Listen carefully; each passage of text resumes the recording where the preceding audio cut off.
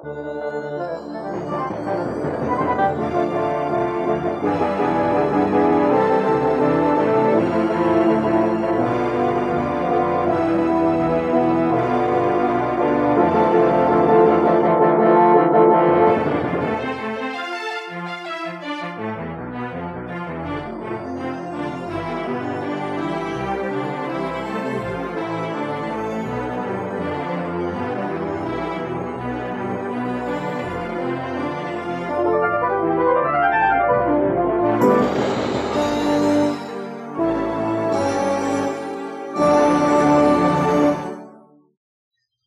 Dean, I'm the dad. I'm Laura, I'm the mom. And I'm Arthur, I'm the son. And together we are... Family Plot! Very nice. Let's get that housekeeping out of the way. First things first, if you want to help us financially, you can do that through Patreon. We have 2 levels, $1 and $3. Each level gives you more special stuff. But if you cannot do a monthly donation, which we understand, you can also do a one-time donation through Buy Me a Coffee. If you cannot afford to do a donation of any kind, we understand that. You can still help out, though. If you enjoyed the show, please share it on social media. Share with friends. Share it with family. With everyone. And if you don't enjoy the show, please Keep it to yourself. Nice to say. Don't say anything at all. Go. Awesome. So, on this episode, we get into our Wayback Machine. Go back. I let him have the box back. We go back to 1850 and meet a young Scottish doctor named Thomas Neill Cream, who would make his mark by inventing cream soda, which he would... No, I don't. No, I think you're confused. No. Okay, wait. Scottish doctor Thomas Neill Cream, who would make his mark by poisoning women who were prostitutes or getting abortions in this serial killer case that spans 3 continents and finds our subject as a subject in the Jack the Ripper slayings in Whitechapel in this murdery true crime episode of the Family Plot podcast. Woo! That was a lot. Well, you're the one who wrote it, so... Yes. Wow. Scary. It's scary that this was the kind of people who were taking care of folks' medical needs back in the 1850s. Oh, yeah. There were some winners back then. Yep. But you've got to realize the medical industry had really just come out of the place where barbers performed surgeries. That's what the red and white pole was about. Yep. Yeah, I remember hearing that. So, yeah. Back before barbershop quartets, your barber also, if you needed to lose a pint of blood, would cut you open. Well, yeah, or if you needed a tooth pulled, they could do that too, usually. Yep. So, if you just want to die, I guess they can kill you. Oh, well, I would imagine that with cures like that, death might be, preferable in some cases. But thankfully, we are outside of that day and age now, and medical care is much better than it was at this point in time.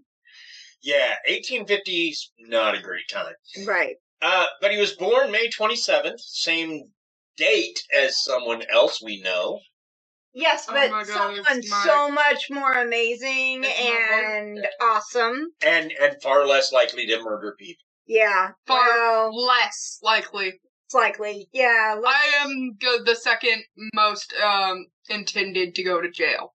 No, you are not allowed to go to jail. But she'll get blue Oreos. Well, yeah, because Blue likes white chocolate macadamia nut cookies, and those would get really expensive really quick to try to take to the jail if Blue actually flips and kills somebody. I'm hoping that not, but Blue kind of takes after Dad in that Blue's really interested in murder mystery and such, and they are like the kind that I would be like, when they're mad. Okay, you're staying inside the house with. Yes, we're gonna keep an eye on you. We're gonna make sure we're looking after you. Okay. Yep, absolutely. Alrighty. Well, as I said, he was born May 27th, in this case 1850, in Glasgow, Scotland. His family moved shortly afterwards to Canada, which was still a British protectorate at the time, where he attended the now-defunct La Chute Academy and lived just outside of Quebec City. Thomas was the oldest of 8 children, and his father William had taken a job running a lumber and shipbuilding company in Quebec City, and soon had his own lumber company, and Thomas helped him often. Holy biscuits. Afterwards, Thomas attended McGill University in Montreal, where he got an MDCN, which is essentially a doctorate degree, in 1876, before going on to get a further medical and surgical training at St. Thomas's Hospital and Medical School, which is in London, and before finally getting further medical training in Edinburgh. History does not record whether or not he encountered a headless ghost at Edinburgh Castle during this time. Oh, well, obviously he must have, because I think everybody does, but go ahead. What we did talk about Edinburgh Castle and headless ghost, I was just... No. It's my comic book callback moment. Comic books will refer to other things. Yeah, it's that. It's as seen in issue 282 or whatever. Yeah. Anyway, in 1876. Yeah, that was in 1878. Now, 2 years earlier, in 1876, while living in Waterloo, Quebec, he had a dalliance with a woman named Flora Brooks. She later discovered she was pregnant. He attempted to perform an abortion on her, and while Flora was extremely ill after the procedure, Thomas fled to Montreal because he's a special guy. He is special. Special. However, Flora's father tracked him down, made him return to Waterloo, and married Flora at gunpoint. Which I never understood that, making someone marry your child at gunpoint, like they can't get divorced after? Well, I get that back in this time it was much rarer for that to happen, but still, I don't see how a marriage that begins with, you're going to marry my daughter, and I'm going to stand here with a gun and shoot you if you don't. How's that marriage end in anything less than some kind of tragedy? Fair enough. However, I gotta say, I do like Flora's dad. He's kind of protective of his little girl, and I like that. I like that. Now, however, the day after his wedding, he left to go to England for medical training and never returned. Ooh. Flora would die of consumption in 1877. Thomas would return to the States in 1878, where he briefly settled in Des Moines, Iowa, before moving on to London, Ontario. The doctor who autopsied Flora wondered at the time if her death was less from consumption and more from some medicine that Thomas had sent her. He said nothing, but later admitted he long suspected Cream of foul play. In London, Ontario, he established his first medical practice, despite being arrested and convicted for practicing medicine without a license. But his patients kept coming. Nice. Oh, yeah, no. That's scary. Yeah, that's freaky.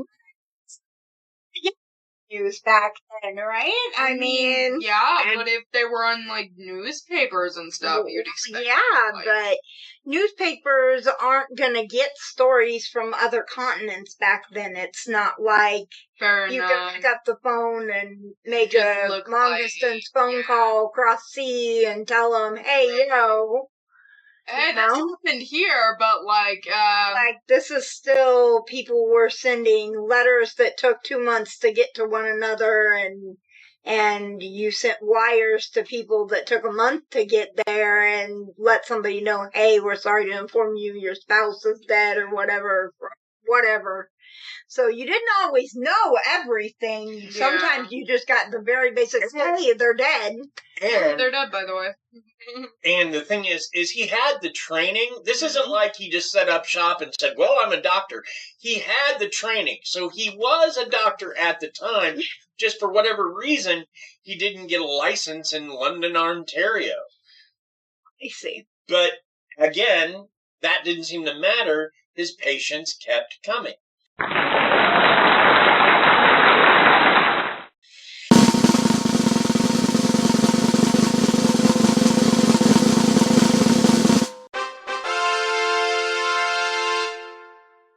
Hear ye, hear ye! Allow me to present Arthur's Corner. So, Arthur, I know that you have been so stinking busy this week. I have been very busy. It is coming up to Arthur's Corner, but I know that you and I discussed that you might just be kind of taking a little break from Arthur's Corner this week, just a little one. Yes. But you were going to tell us about your first week of school so far? I was going to tell you guys about my first week of school so far. So, first of all, I have different classes, obviously. I mean, who doesn't change their classes when they first go into school? Mm-hmm. Crazy.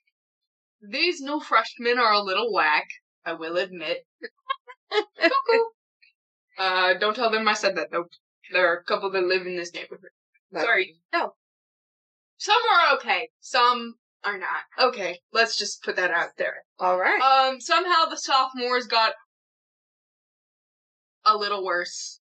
They got a little bit more mature.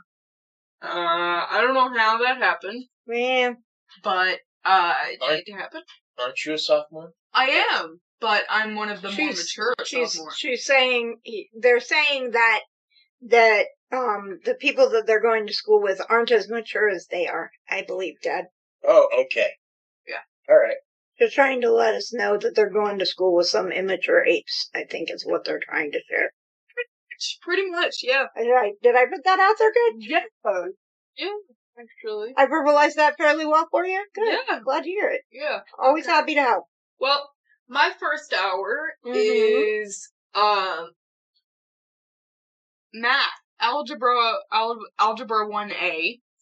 Okay. How's that going? It's going really good. You know what? You have always been way better at math than me, so that actually is probably... I'm really good at math. That's excellent. I'm glad to hear it. Just stay on top of it and you'll be in great shape. How about your second hour? My second hour is with Miss Bainter. She is my,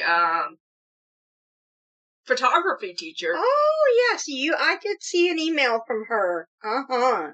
Is that the same photography teacher that Blue had last year? Yes. Yeah. Awesome.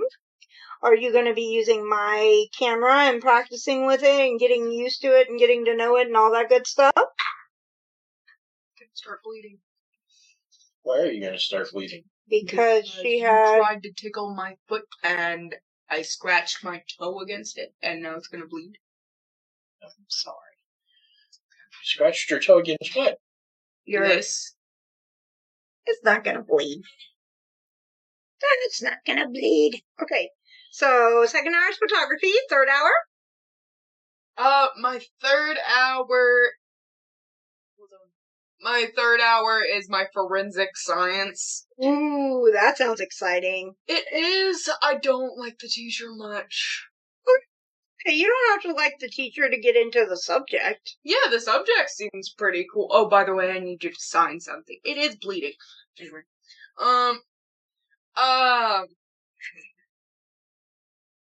Anyways. You need me to sign some syllabus, I'm assuming? Yeah. Gotta love syllabuses. Syllabi, I believe, is the plural, but I could be wrong. Syllabuses. Syllabi? Syllabi? I don't know. Syllabis? I don't know. I don't know. I think he's right, but I'm not sure. Syllabi. It's a fun word, though. Syllabi. Well, it's like, there's no such thing as octopuses, it's octopi. That's true. That's fair. But octopuses is so much more fun to say. It's silly. Octopusy pusses. Like an now octopus. I'm gonna have to bleep you off. A kitty cat's not anything rude and rude. Where's your brain, sir? Mostly picking on you. Okay. All right. So you've got forensic science and photography and algebra and my 4th hour is fitness and wellness. Oh boy. So like gym? Yeah, kind of. Like gym or like health, kind of. It's kind of in the middle there. Combo of both? Yes. So basically what we do in there, or what he said we'd be doing in there, we'll be doing cardio days, where we do a walk and a jog. Oh, that's not too bad. I could handle that. And then we'll also be doing days where we do yoga and stuff. Oh, that's cool. Yoga's not bad. And we have stations. Okay. Station! Wasn't that the thing that Bob and Ted said in the second year, Bill and Ted? Bill and Ted, there's no Bob and Ted, but I don't remember, stations! Nope, don't remember that, but that could be me. I guess. Dog, pig, loaf of bread. Dog, Moving pig, on. loaf of bread. Moving on. Okay, 4th hour. 5th hour?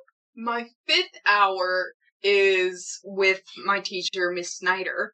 She's my... Was that the Spanish teacher or the Spanish English teacher? Spanish teacher. Okay.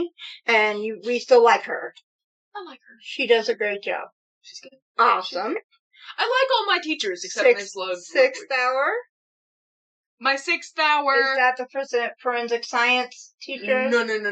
My 3rd hour is the forensic science teacher. My 6th hour is the American history teacher. Oh, okay. And you don't like American history? American history? I'm fine with it. You don't like the teacher? I'm fine with the teacher. What do you mean? I thought you just said you didn't like that teacher. I don't like the 3rd hour teacher. I don't like my forensic science teacher. I'm okay with all the rest of my teachers. Oh, okay.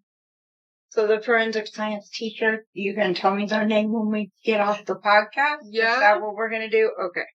All right. Well, so was that all you wanted to talk about on your corner? Did we go through all your hours? Those aren't all my hours. Oh, you have more hours. Okay, keep going. I feel like I'm pulling teeth here. Like, is it just me? Am I trying to pull the information? I'm trying to talk. Okay, go ahead. My 6th hour is American history, which my teacher is Mr. Stacy. Yeah, I think it's Mr. Stacy. No, my 7th hour teacher is Mr. Stacy. I can't remember. Oh yeah, the 6th hour teacher is Mr. Page. Oh, okay. And then for my 7th hour, I have Mr. Stacy, who is my English teacher.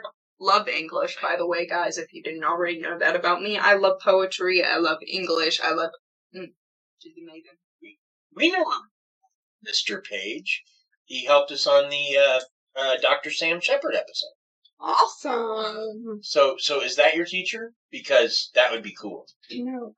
I don't think that's I don't think that's viable. Yeah, I don't think he's her teacher.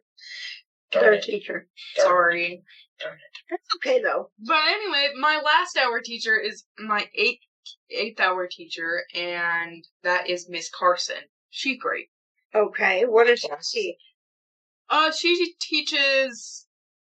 What she teaches for me is music appreciation. Oh, nice. But for other classes, she has, like... there's another version of music appreciation and choir and stuff like that. Oh, okay. So she's like the choir leader, music teacher. Yeah. Cool. There's a band teacher, but like I was singing and stuff. I was always interested in choir and music appreciation and stuff myself. So I love music. Nothing wrong with it. Absolutely. Well, thank you for sharing all of that with us. That is so awesome. I'm so excited for your year and that you like all of your teachers. And I've been doing all my work. And that you're doing all of your work. Absolutely. Absolutely. All right. You want to take our next section? No. No, you don't? I'm kidding. I will. I'm like, I guess I can. But... The first victim, Cream had an office at 204 Dundas Street, and in a privy behind the office, the body of Catherine Hutchinson Gardner was found. She was murdered with a rag soaked in chloroform over her mouth, and she was pregnant. Police found a bottle of chloroform next to the body. It is believed that Cream killed the woman with said rag after she came to him requesting an abortion. He really did not like abortions, I guess. It is believed he refused to do it and told her to lay the blame for the pregnancy on a local businessman.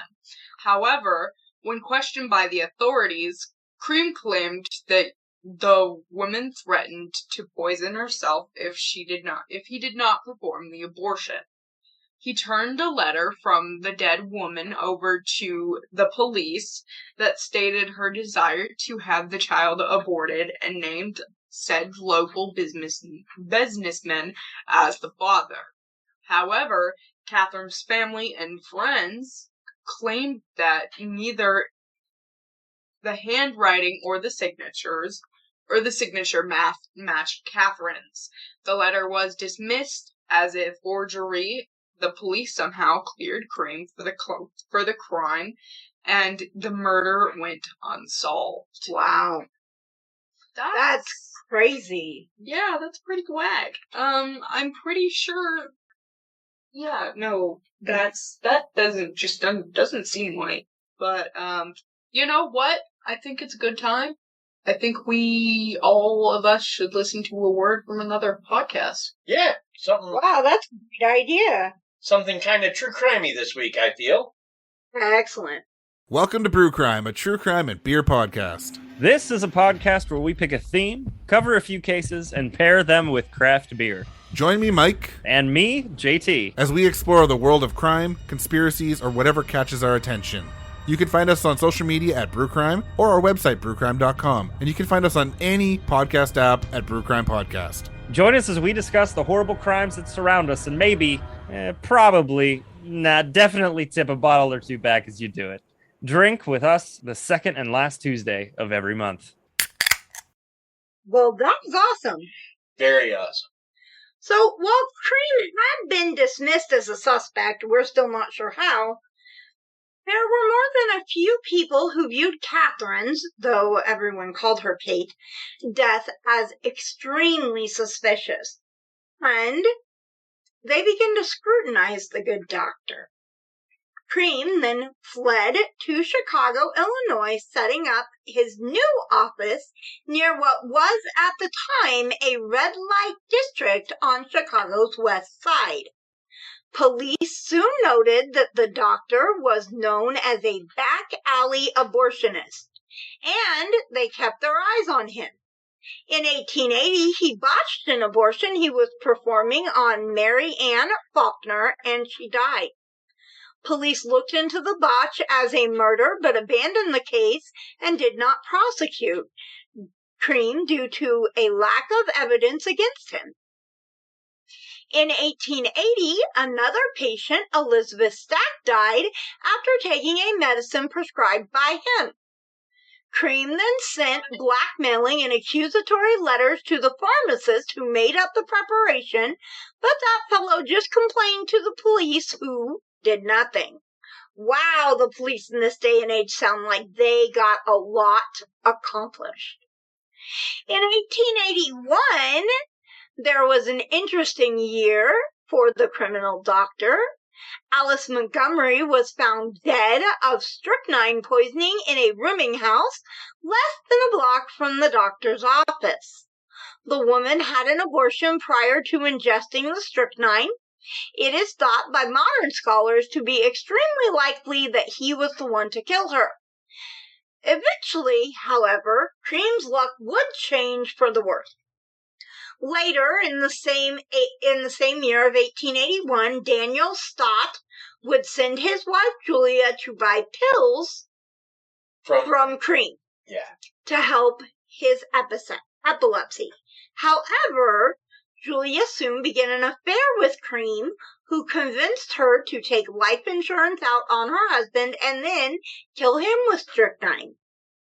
At first, people put his death down to the epilepsy. However, Dr. Cream sent accusatory letters to the coroner, blaming the pharmacist whom he intended to sue in a wrongful death suit on Julia's behalf.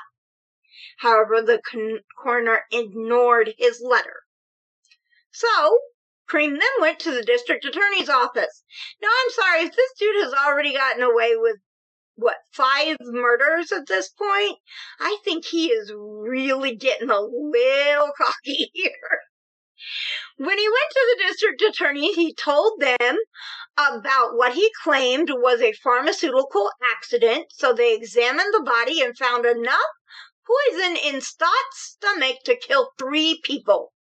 They immediately arrested Cream and, after Julia turned state's evidence and testified against him, convicted him of murder in the second degree, sentencing him to the penitentiary at Joliet, Illinois. Meanwhile, Daniel Stott's friends and family purchased a headstone for his grave that read, Daniel Stott died June 12, 1881, age 61 years, poisoned by his wife and Dr. Cream. Well, they didn't mince any words about that. No, and that headstone is still there. That's amazing. So, should we take a minute and let our sponsors tell us a little bit? Yeah. Right. Yeah.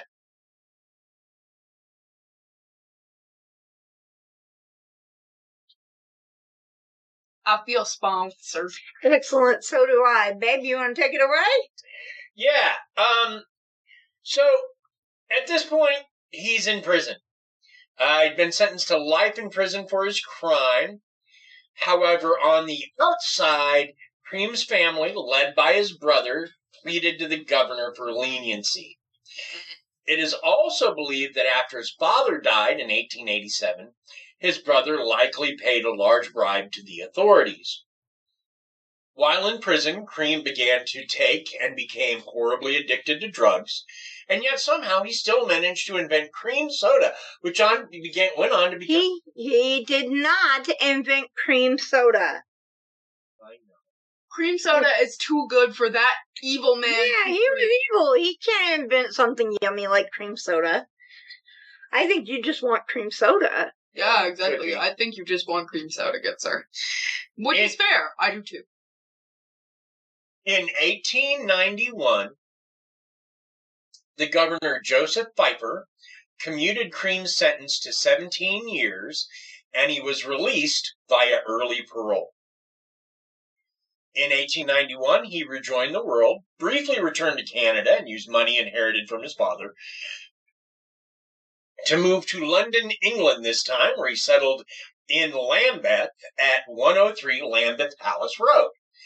Lambeth was a rough place at the time, known for its poverty, petty crime, and sex work. It was close to Whitechapel and very much like Whitechapel. On October 13th, 1891, 19-year-old sex worker Ellen Nellie Donworth received 2 letters from Cream. She met with a former doctor who offered her a drink from a bottle, which she took.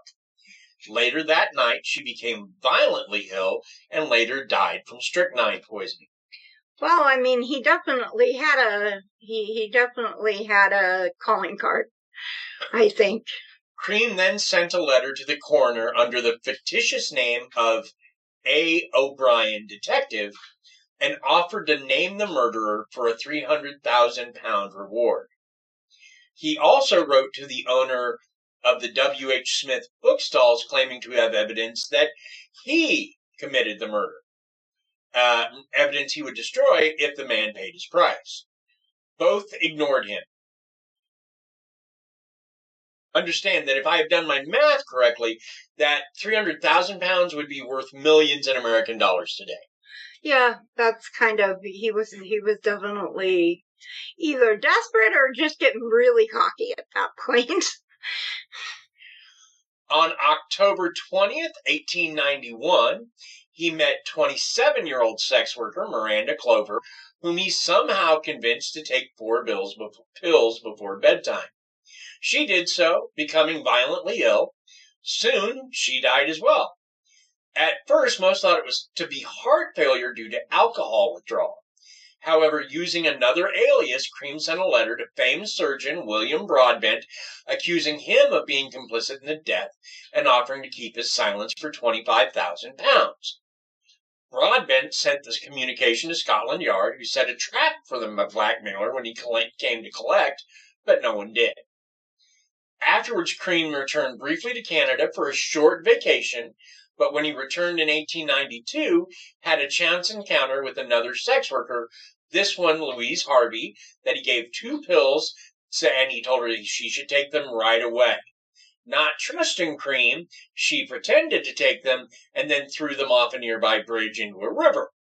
Probably the River Thames, but I don't remember.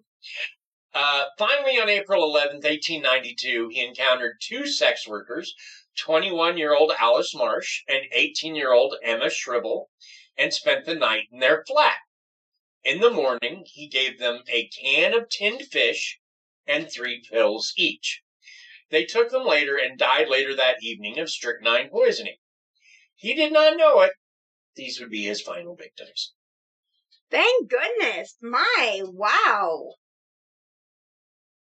I think it's best that he stopped giving people medication. I think it's best that I stay. Scotland Yard had begun to close in on Cream, though he did not know it at the point of the At that point, the author of what was thought at the time to be 3 poisonings was dubbed as the Lambeth poisoner by the press. As police looked into the blackmail cases, they noticed that one of the blackmail letters mentioned the death because of Matilda Clover, who at that point was thought to have died of natural causes. Because of this, police realized that not only was Matilda Clover's a death, but that essentially she'd been murdered. They realized that her death was not natural, that she'd been murdered, and the letters had to be written by the Lambeth poisoner. Further, Cream encountered American detective and what some resources refer to as a friend, former New York detective John Haynes, and took him around Lambeth to give him a tour of the murder scenes.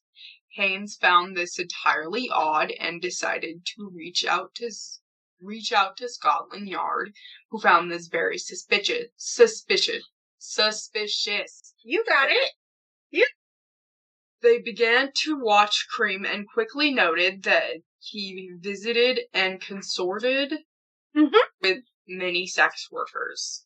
Digging into his background, they discovered on the events in Canada and the U.S., including his prison stay for the poisoning of Dan Stott. Yes.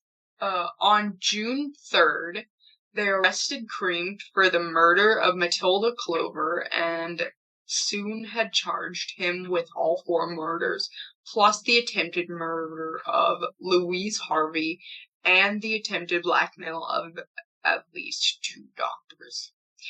His medicine/poisoning kit was taken taken for him or taken from him. Okay. Taken from him and is now on display at the Crime Museum located at New Scotland Yard, formerly known as the Black Museum. He claimed to be Doctor Thomas Neill and not Thomas Neill Cream. His trial lasted from the 17th to the 21st of October 1892, and in only 12 minutes the jury decided he was guilty, and Justice Henry Hawkins sentenced him to death by hanging. Couldn't happen to a nicer guy. Cream was kept at Newgate Prison, where he was hung on November 15th, less than a month later, by James Billington, a hangman for the English government. Billington claimed that on the scaffold just before he was hanged, he said, "I am Jack," which many take as him attempting to claim the legacy of Jack the Ripper. And while there are conspiracy theorists who claim that a look-alike served in Cream's place or that a look-alike had been procured and replaced Cream, who was secretly released, allowing him to go to England and become Jack the Ripper, all this is very unlikely, and you have to ignore the police and press of the time, Cream's family, and Cream's own statements for this to be true. Even if he had been free, it is still unlikely that he was Jack, as Jack was a knife wielder and Cream was a poisoner. And it's incredibly rare for killers to just switch their killing methods in this manner. Certainly he was the Lambeth poisoner, but he was very likely not Jack the Ripper. Cream appeared in the novel Jack, which was a fictional account of Neill in the Jack the Ripper role, and he's been portrayed on both BBC television and BBC radio. Well, like you said, and I mean, he kind of was all over the place in the 1800s. He definitely got around. Yeah. While the public was not allowed to attend hangings at Newgate in the 1890s, still a crowd gathered outside the prison, eager to hear the murderer being put to death. Sure, absolutely. I can totally see that. I'm surprised that he got away with it for as long as he did, especially, man, he got cocky there at the end, it sounds like. Like, he really was just, either he was cocky or he was really desperate, one of the two. I would think it's probably desperation from the drug use. He was, from when he got out of prison to when he was hanged, he was horribly drug addicted. And they didn't really have rehab then. Yeah, fair enough. Yeah, absolutely. And I mean, even, if you have trouble with drugs, don't hurt other people. There are so many amazing programs out there. Don't keep hurting yourself and hurting others. Definitely seek help. This is not the 1800s anymore. We understand that drug abuse is definitely an illness, and I just want to encourage everyone to get the help that they need. And the thing is as a poisoner, he was incredibly successful. I mean, you have the woman in the privy behind his doctor's office, which I'm sure that was a Cream poisoning, even though we don't have proof of it because apparently the police were busy that day or whatever. Plus we have one or two, three more people that were in the office or by the office in London, Ontario, before he gets to Dan Stott. So that's 5 people before he even gets to England, where he's going to become known as the Lambeth poisoner. Kills another 4 then, seems to have a thing against women who either are sex workers or want to have an abortion, which... Right. That's crazy. And if he had not sent all these letters trying to blackmail people, he probably wouldn't have been caught as soon. I mean, They didn't know Miranda Clover was a victim until they got this letter, and they're like, this person claimed she was poisoned, which made them look, Dan Stott was another one that... if they just kept their mouths shut. Yeah, exactly. They actually would have gotten away with a lot more, for sure. Absolutely. He would have gotten away with a lot more if he hadn't been trying to get money out of it. But exactly like you said, drug addiction makes you do crazy things. And if he thought that he could get money out of someone by, killing these sex workers, killing these people that he obviously didn't have a lot of, obviously he had uses for them, but it seemed like he didn't have really any respect for their life and their well-being, and he just used them to get as a means to an end, which is so sad. Yeah. And so it just, I don't know. How about you, Arthur? Do you got anything that you want to add? I don't like him. I can, totally get behind you on that one for sure, babe. Really? You don't? Why not? Is it his personality? Is that he didn't donate enough to charity? Yes, definitely. There was no charity donation. Your child looks like they want to smack you, Dad. I know. I was just trying to be teasing and funny. We do not want another breakdown like we had with that lawyer episode or like we had with Sharon Kinney. Well, that's true. No, we don't. I'm just, okay. Your daddy likes it when he gets you. Let me ask you this then. Other than him being a murderer, is there a specific reason you don't like him? Is it because he targeted sex workers and women who needed abortions at a time when that was incredibly difficult? Or is it just because he was a killer in general? Hey, that's a great question. Just the fact that he murdered so many, mostly innocent people. There's still a lot of,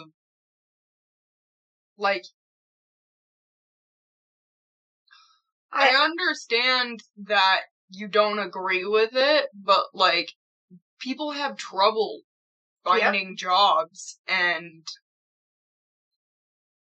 literally, if they have to do sex work, if that's what they have to do to take care of themselves, I get it. I'm with you. I'm with it. Absolutely. I agree with you. You have to do what you have to do. Targeting the women. That's what bothers me. Yeah, absolutely. I get it. That angers me. And that's totally fair. I appreciate you putting that out there. I put a little braid in your hair. You can take it out. No, I don't want to know. Well, it's very cute. We can do one on the other side when we're done with the show if you want. Well, I just braided it. It's really cute. I want to say the book is the Jack the Ripper case book by a former British police officer named Donald Rumbelow.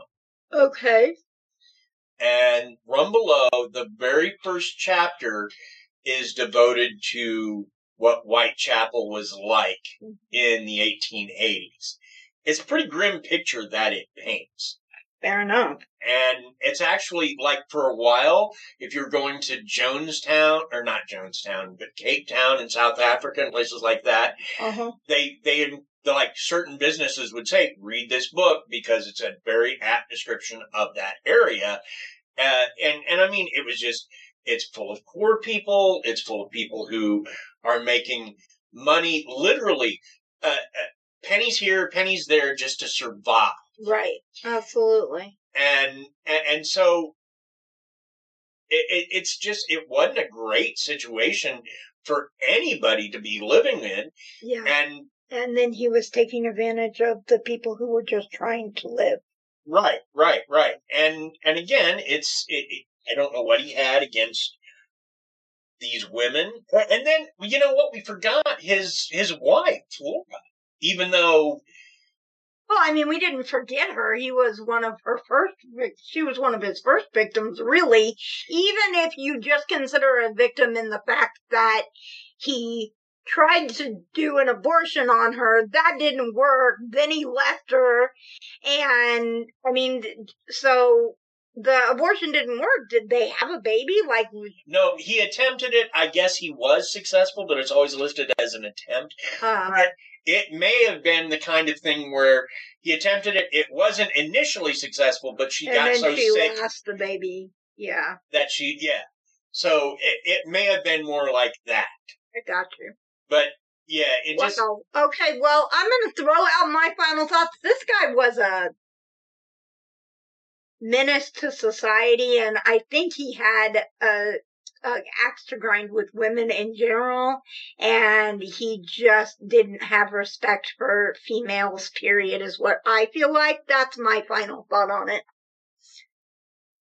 I'm gonna bite my tongue. Why are you gonna bite your tongue? Don't bite your tongue. Not literally, I'm gonna, you guys know what I mean. What? Just tell me, give me a quick one so we can...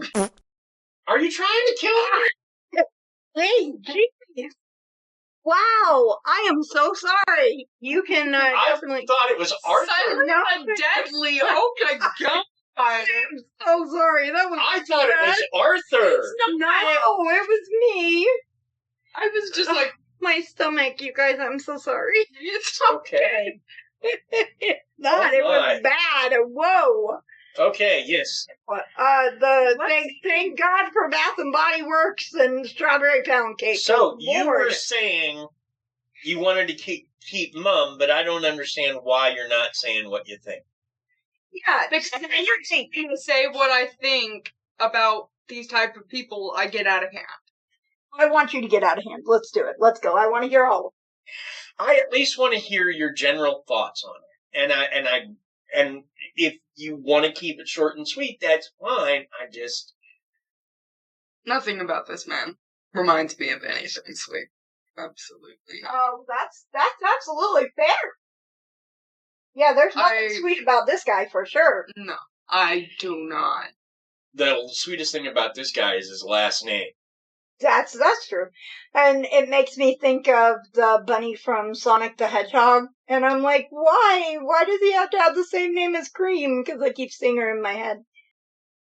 I just really do not like this guy. Really. He may be above Sharon Kinney. Yeah. I don't like him. That's serious. I don't like him at all. Yeah, no, absolutely. I get it.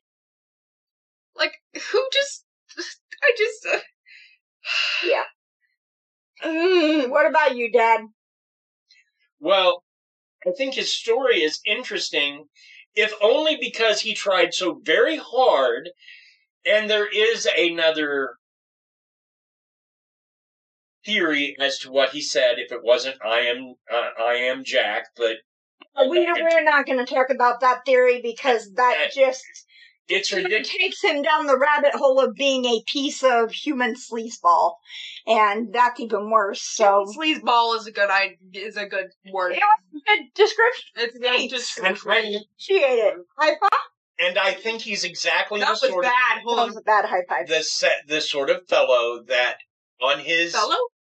Yeah, fellow. Scum? Yep, sort of scum. Whatever.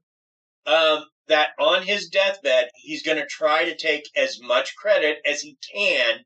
So he tried to take credit for the Jack the Ripper slayings. Yeah. But there's just... With you on that, absolutely. There's just no way. Yeah. There is no way he's the guy. Absolutely. I don't... One, you're incarcerated. No. Is no way, unless you are a freaking Rockefeller, that you are getting out of jail and having someone put there in your place. And this guy was not a Rockefeller. No, absolutely not. He was a really, really bad blackmailer.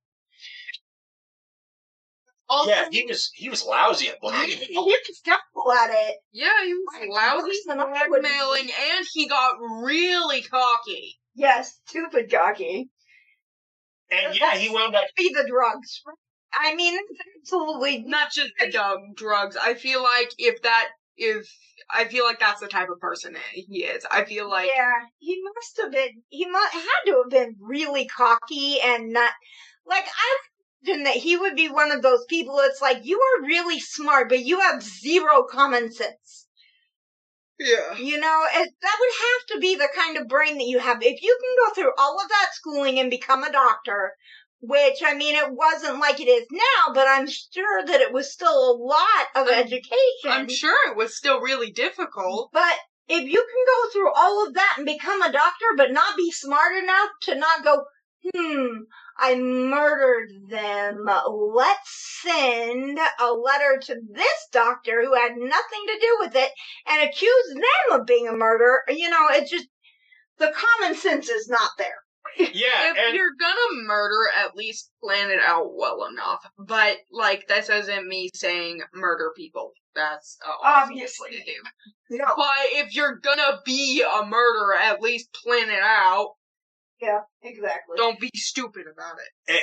And there is this notion among criminals, or at least there used to be, that stick to what you're good at. If what you're good at is burglarizing, sneaking into houses and taking stuff, then don't decide one morning to rob a bank. It's not your skill set. Don't do it. Exactly. And, his skill set apparently was murder by poison, and then he insisted on trying to be a blackmailer, which he had zero ability at.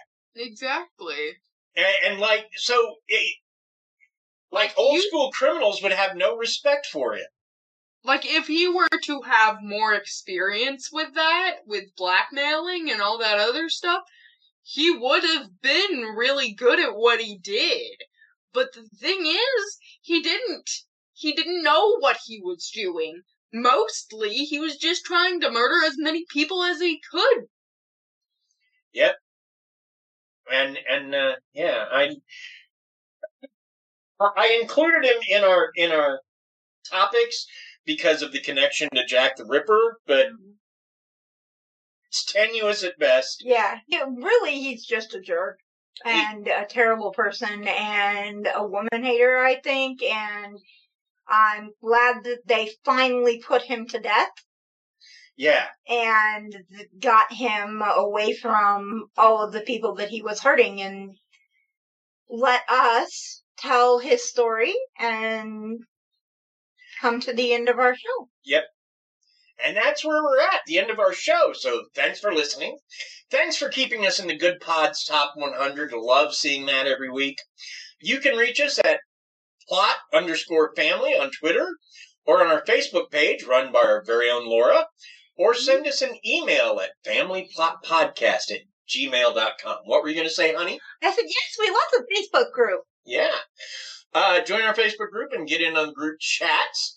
Thanks to Blue Bose, our sound engineer, and to Bill Berendt. That last name is spelled Behrendt. Why are you spelling that, Dean? Well, I'll tell you. Bill is the guy that does our theme music.